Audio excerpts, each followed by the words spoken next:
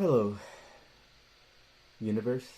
It's better, Aguirre. Better. Wow.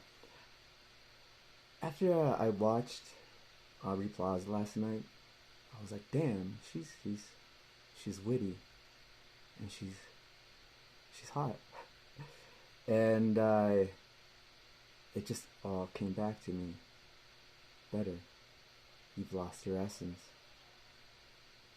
The world has molded you into some dimwit retard who's afraid of speaking up, and that's not me.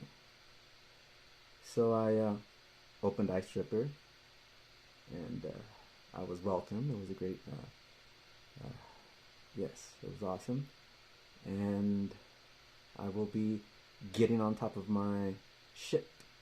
I need to clean up, remember who I am, and what I represent. I represent smiles and good times.